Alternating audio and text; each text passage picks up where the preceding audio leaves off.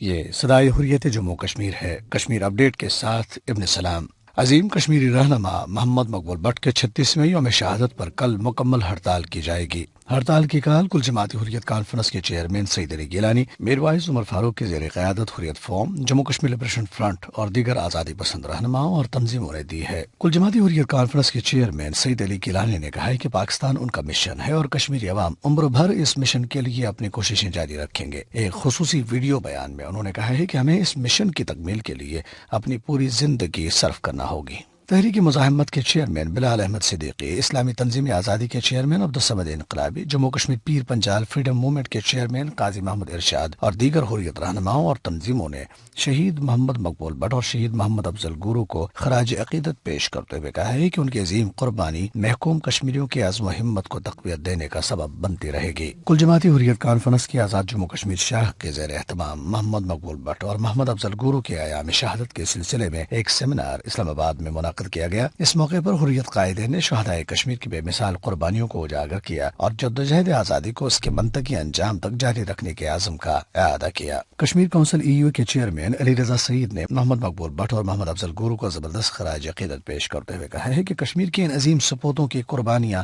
رائیگاں نہیں جائیں گی۔ اٹلی کے دارالحکومت میلان میں ہزاروں کشمیریوں اور پاکستانیوں نے بھارتی قونصلیٹ کے سامنے مظاہرہ کیا۔ مظاہرین نے پاکستانی اور کشمیر کے جھنڈے اٹھا رکھے تھے جن پر بھارت مخالف اور کشمیر کی تحریک آزادی کے حق میں نعرے درج تھے۔ اپڈیٹ ختم ہوا۔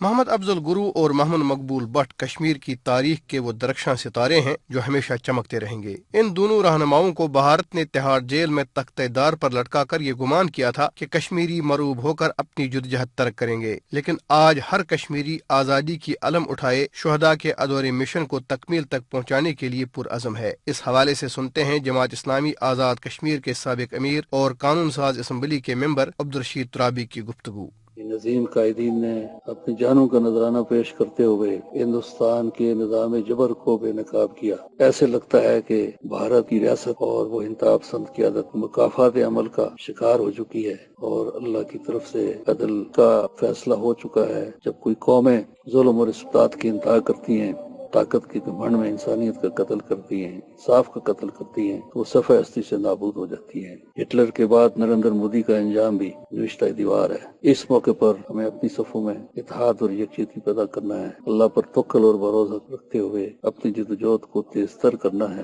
اللہ کی تائید و نصرت سے ہم فتح مند ہوں گے اور انشاءاللہ اپنی آزادی کی منزل کو حاصل کر کے رہیں گے۔ کشمیری عوام کی حق خودراجت کی تحریک 6 لاکھ شہداء کے خون سے مزین ہے اور کشمیریوں نے عزم کر رکھا ہے کہ وہ شہداء کی قربانیوں کے ساتھ کسی کو بھی سودا بازی نہیں کرنے دیں گے۔